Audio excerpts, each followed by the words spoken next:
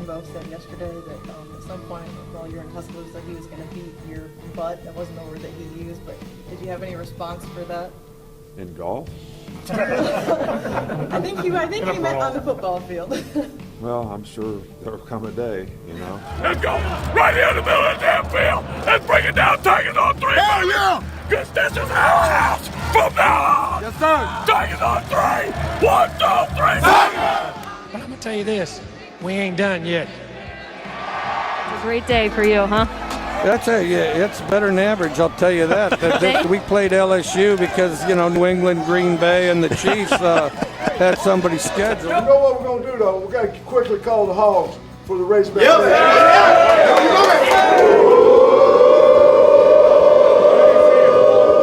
Big Tom! Turn that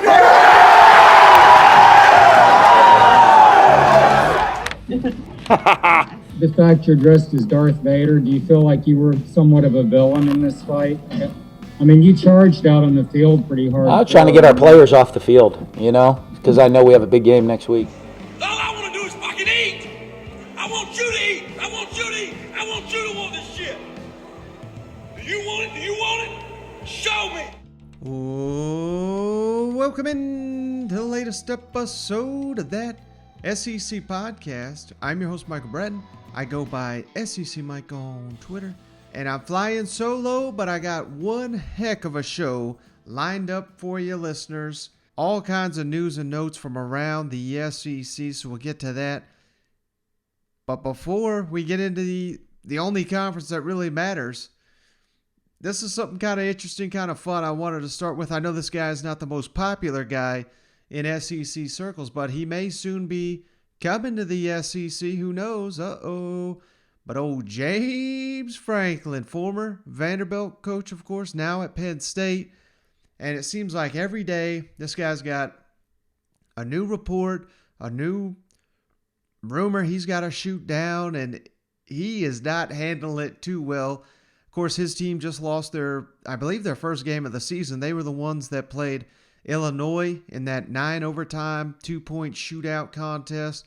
Penn State lost the game, unfortunately for Franklin and those fans. But this week they're playing Ohio State, and the rumor mill is spinning hard that James Franklin is going to be leaving the program. And if you missed it, he switched agents, and who did he sign with? None other than Jimmy Sexton, a.k.a. the most powerful man in college football, represents damn near every coach in the SEC, several NFL players. But why that's significant? You don't go hire Jimmy unless you're looking for a new job, a new contract, and, just putting the pieces together here. It looks like James Franklin angling for something here. Let's kick it over to him. He was asked about that. James, there was a report last night that you are changing agents, and I was wondering if that is true, and if it is, do you think changing agents in the middle of the season could be a distraction? Yeah, so I'm glad you asked, Rich. First of all, as you know, my response, I'm completely focused on our season and our team, and finding a way to beat Ohio State and be 1-0 this week. Now, I'm not going to get into the details, Rich, but what I will tell you is that this is being reported now, but this is something that happened over the summer. Obviously, I didn't make an announcement. I don't know anybody that ever does when that happens. But this is something that happened over the summer that's just being reported now, to answer your question. All right, so, hey, take it for what that's worth. But again, Penn State playing Ohio State, huge epic game this week, right? During this presser on Tuesday, James Franklin twice mentioned, and this is after 4 or 5 minutes of talking about Ohio State, he says they're focused on Illinois. The people that are ostensibly your peers in the administration.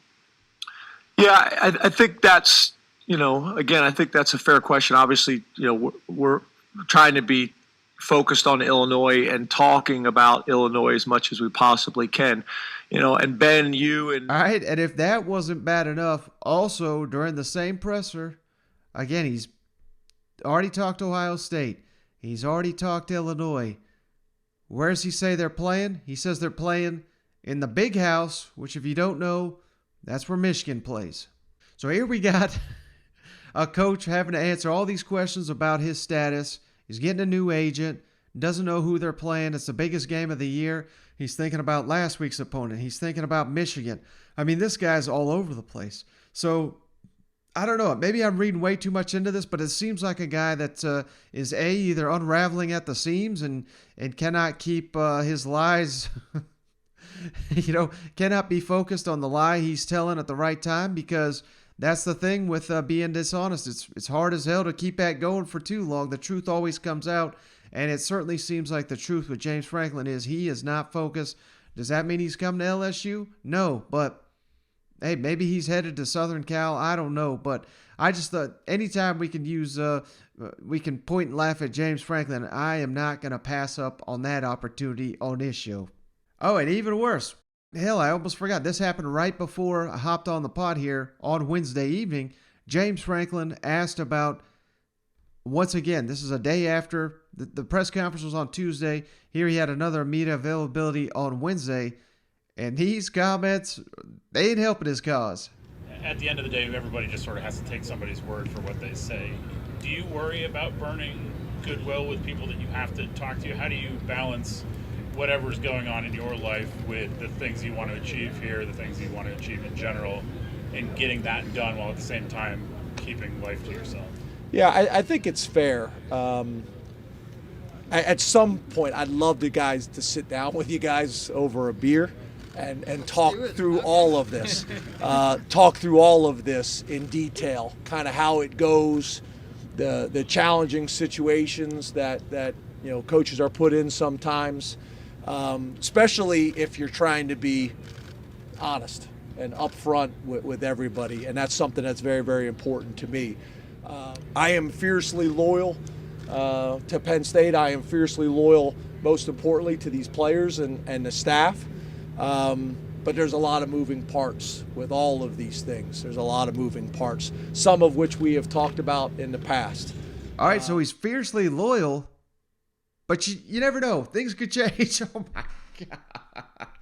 And this is a guy, believe it or not, I mean, he almost left for the Tennessee job around this time last year, about 10 months ago, I think it really was. So he's fiercely loyal, but he's looking for other jobs all the time. So, hey, the coaching silly season is here, and it looks like James Franklin, just based on all this, is moving. We'll see if he comes to the SEC, but you got to think, who knows? Maybe he is a big-time target there at LSU. I've not heard that name, but we know Scott Woodward likes him some big names, and James Franklin, whether you love him or hate him, he's one of the biggest names in college sports, no doubt about it.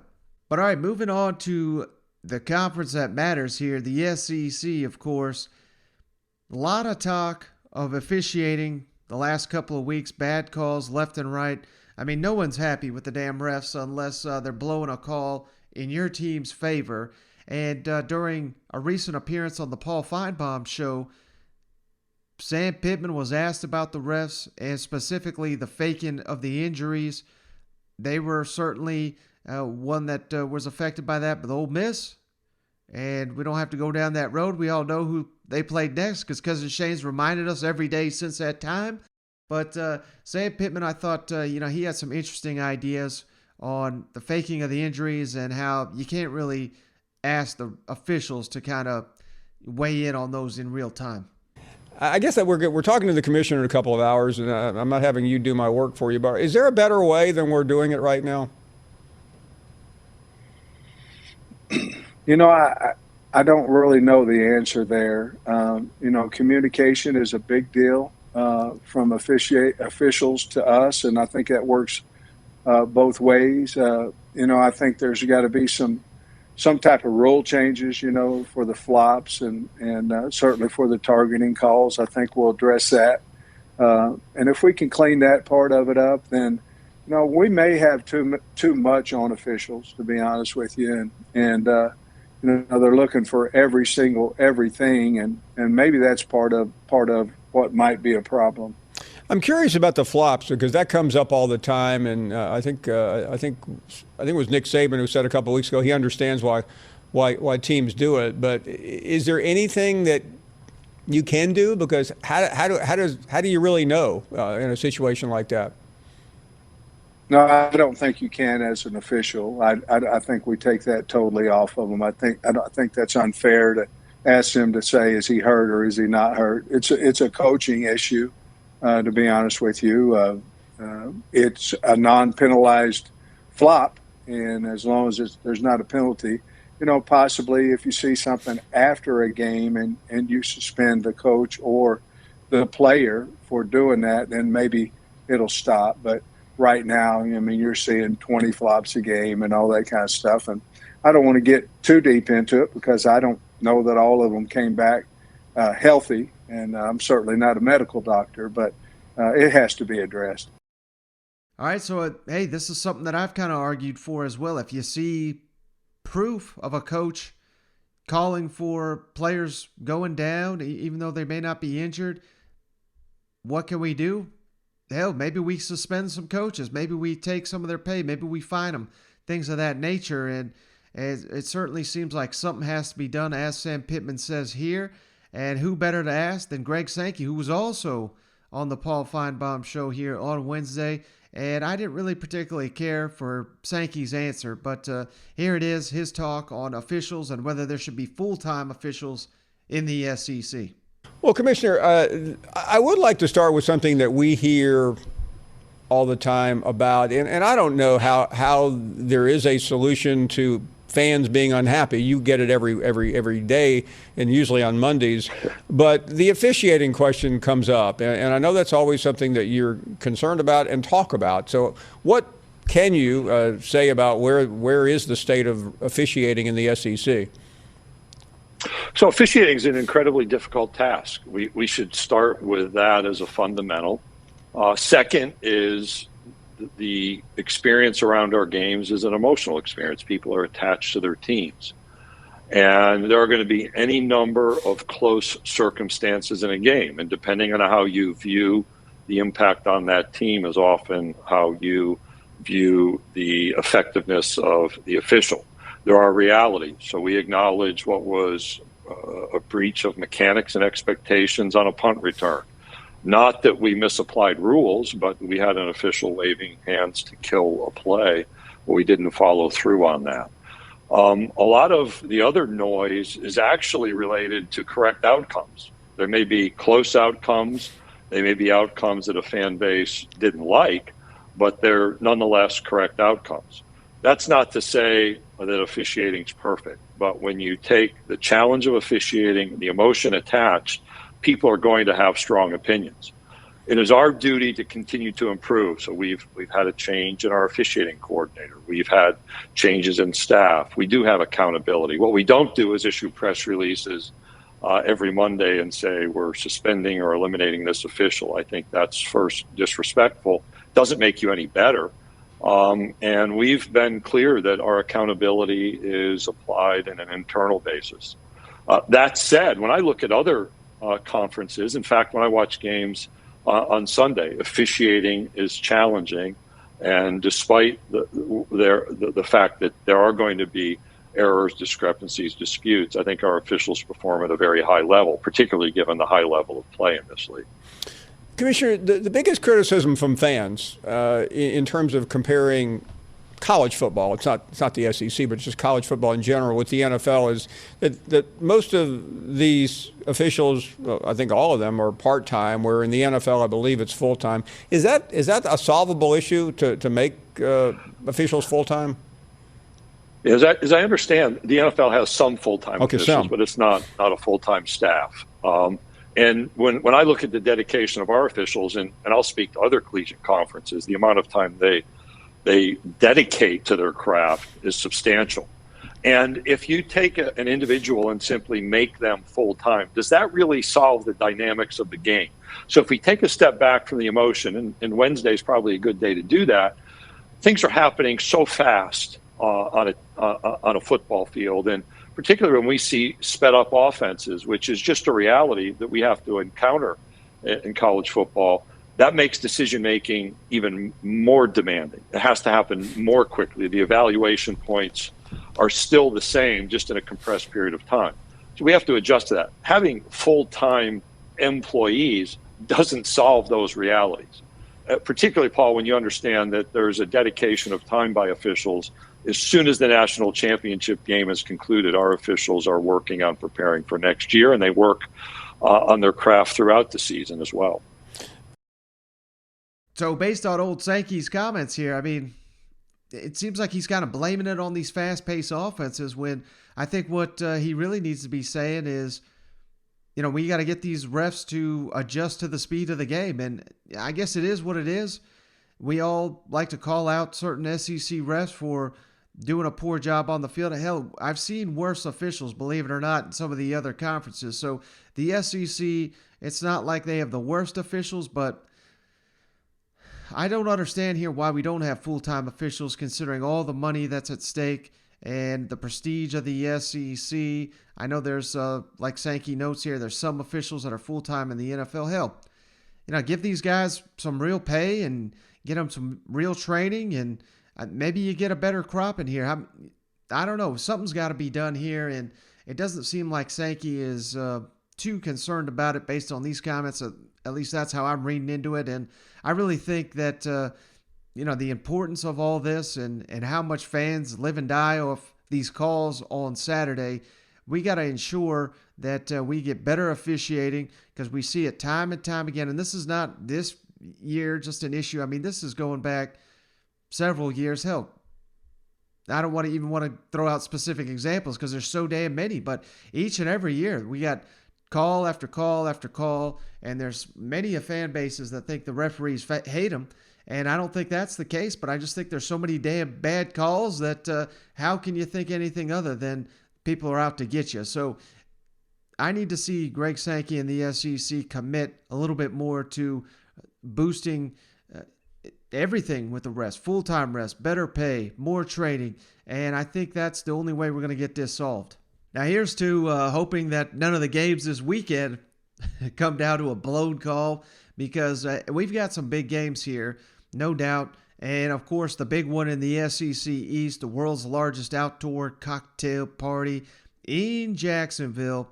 And I know not all the fans are going to be on board with this news, but the city of Jacksonville has just come out and announced here on Wednesday that the world's largest outdoor cocktail party has been extended until 2025. I know there was some debate on whether that would be happening.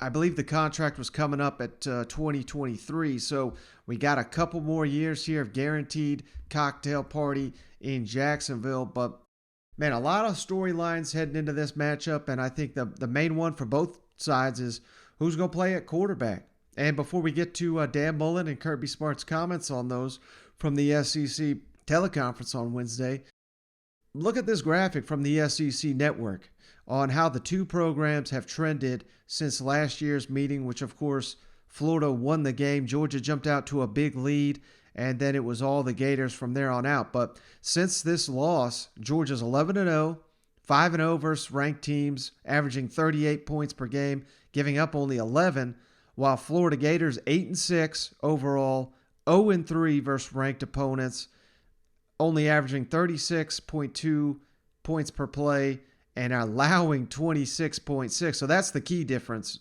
Again, Georgia allowing only 11 points per game since last season's meeting with Florida, while Florida's given up 26.6 points since last meeting against the Georgia Bulldogs.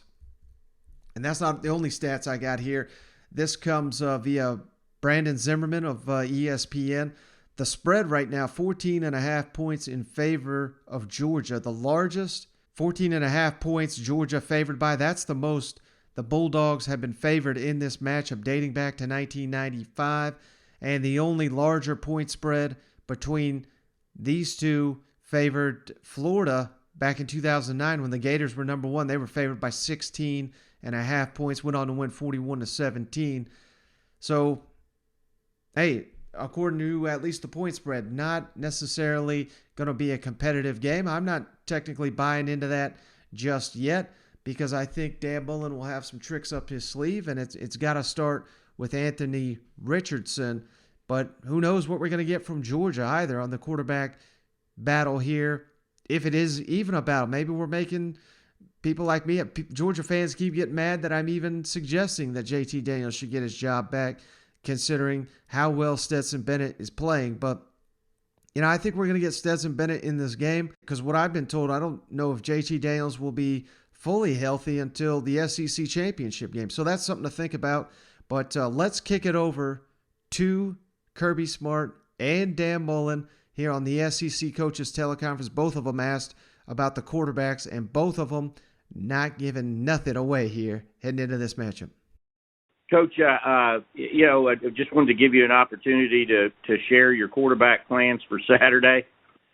Short of that, you said you're looking at tape of JT after practice, and you were saying that he was looking pretty good going in to last night's practice. Just where are you with that? Heading into one more practice on Wednesday. They both look good, and they're both doing a good job. So we'll go into Wednesday and see how today goes.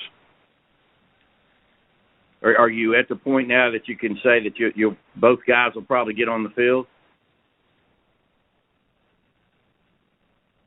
Both guys have done a good job. So, again, we'll go into today's practice and see how today's goes. Okay. Obviously you've been dealing with two quarterbacks all year, but specifically to Georgia, the question is unanswered as to if we'll see two quarterbacks, if we'll only see Daniels. What is your view? How much difference is there on the two from a preparation standpoint, realizing that you'll have to prepare for both, I guess, but how much of a problem is that? I don't know as much of a problem because, they're going to run their offense, with either guy in the game. I think it's understanding which guy is in the game and understanding, each, schematically, it's not going to be a massive difference or a change. It's really understanding what this guy brings to the table. And, what are his strengths? What are his weaknesses? Where is he going to – and then, because everybody in the game, even if you run the same play with two different quarterbacks, each one's going to play and have a little bit of a strength to it and things that they bring to the table differently. So you just got to have the awareness of which quarterback's in the game. We keep asking you about the quarterback and who you're going to play. Yeah, we will play a quarterback on Saturday. We'll have a quarterback on the field.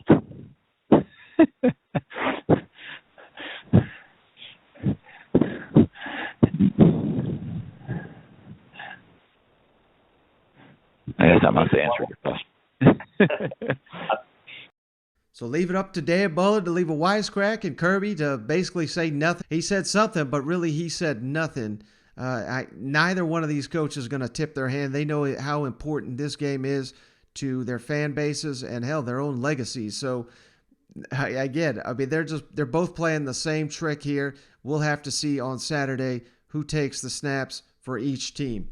And, hey, big news here staying in the SEC East. Tennessee, let's hop on down to Rocky Top, because if you missed it, third-string quarterback, technically, I guess he is now, Harrison Bailey, has entered the NCAA transfer portal. Let's throw that up on the screen. Of course, Bailey played a little bit as a freshman. I thought he looked pretty good. A lot of anticipation for how he would look in Josh Heupel's system, and he just never really got that chance. So certainly, it looks like his time at Tennessee is coming to an end. He was behind Hendon Hooker and Joe Milton, and I can't even recall if we've seen him on the field this season in the offense after lighting it up in the spring game. Harrison Bailey should have 4 years to play wherever he goes next. Of course, they had to dismiss the freshman Salter. Brian Maurer left. Now Harrison Bailey. How long's Joe Milton going to stick it out now that, he's not starting? Hendon Hooker, he does have an extra season of eligibility remaining, but will he return? And he only has that extra year because of COVID. Hendon Hooker was asked that here on Wednesday, so let's kick it over to Hendon Hooker. And then you're a guy who, because of those COVID rules, I guess could come back next season. Have you thought about what you want to do yet, and when do you feel like you need to really start thinking about that? I haven't thought about it. Really just concentrating on this season, winning the next ball game, against Kentucky, and then currently, we're in the bye week, so tightening up on nuances that we need to work on, and getting healthy. So I haven't really thought about it at all. So now following this Harrison Bailey news, I mean, this could be the storyline of the offseason because depending on what Hooker does, I mean, either you're going into a season with Joe Milton as your guy, or hell, I could even see Milton leaving at this point, considering that he's lost his job. Tennessee could be in a really, really rough spot here. I know they've got a touted freshman potentially coming in. Hell, nothing's official till they sign, but he's a committed Elite 11. I believe he's a high school All-American. Taven Jackson, I believe is his name, from Indianapolis. So they're getting in a good player, but you got to think that Tennessee's going to have to hit the portal to add some quality depth there at the quarterback position following this news. But in reality, how good of a player are you going to get if Hendon Hooker comes back? Not a real opportunity to start over Hendon Hooker, I wouldn't think. So, this is going to be a storyline to watch here in the offseason. Big question marks at the quarterback position, which seems like an annual theme these days. Now they finally got a quarterback. We'll have to see if Hendon Hooker returns. But speaking of, the offense, Josh Heupel, he also met with the media here on Wednesday, his only press conference of the bye week, and he was asked about kind of given an opportunity to make some excuses, and Coach Heupel not about to do that here during the bye week. Josh, you've been around the game for a bit as a player and now as a coach. I know you never want to make excuses, but with the depth situation y'all have as a team, I know it kind of is what it is, but have you experienced something sort of like this before where it's sort of this thin in some spots? For sure, this is the thinnest football team just based off the numbers that I've been involved with as a coach or as a player. At the end of the day, there's no asterisk next to the season, right? Our players and our coaches, it is what it is, and you're either good enough or you're not when you walk off the field on Saturday. I love competing with this group. They're going to compete extremely hard. We continue to grow that way. There's some things that we got to clean up that we can control that will help us play more efficiently at times. So I just thought Tennessee fans would really appreciate this. I feel like the last couple Tennessee coaches, any excuse you go give them, they are going to take it. It seems like a different day here on Rocky Top under Josh Heupel. Still, he knows, man, these games count whether, the deck is stacked against him, so to speak, or not. Fans are not going to give you any excuse. You either get it done or you're not. And the last couple weeks, Tennessee's fallen short. A lot of that due to self-inflicted wounds. So they have got to get that cleaned up during the bye week because they got a hell of a challenge there on the road at Kentucky next weekend. All right, well, speaking of the SEC Coaches Teleconference, big news, sort of. I think everybody kind of jumped the gun here. It was a little clickbaity here, but Nick Saban, about to turn 70 this week, wanting to know how long he's going to go. He was asked about old Lou Saban, coach, getting a job at age 80. This was a great question, and people are misconstruing it to say Nick Saban said that he's going to coach for 10 more years. That's not at all what he said. So let's kick it over to Nick Saban, who his comments went a little viral today, but I think they were taken a little bit out of context. When you were at LSU, Lou Saban got a job when he was 80 years old. He was still coaching. I remember you saying at the time that you didn't think you could coach that long, but you're getting kind of close. Do you? I got 10 more years, man. But do you feel better at 70 or almost 70 than you thought you would when you were, 50?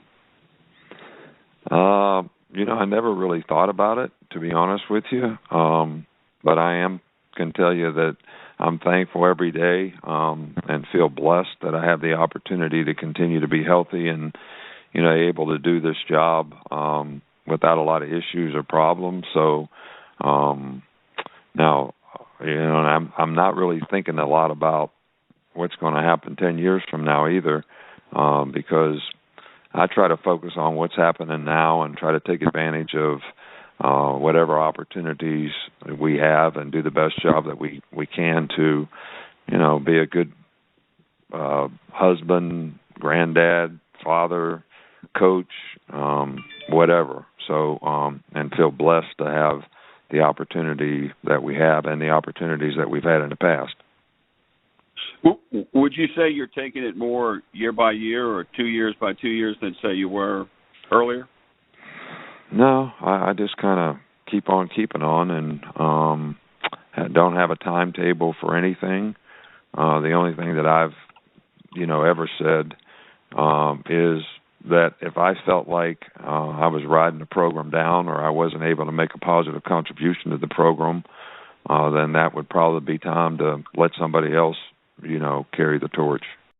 All right, so that's not to say Nick Saban won't be around for 10 more years to haunt the rest of the SEC, but not quite what he said on the SEC coaches teleconference. But hey, these are the kind of questions that come up during the bye week.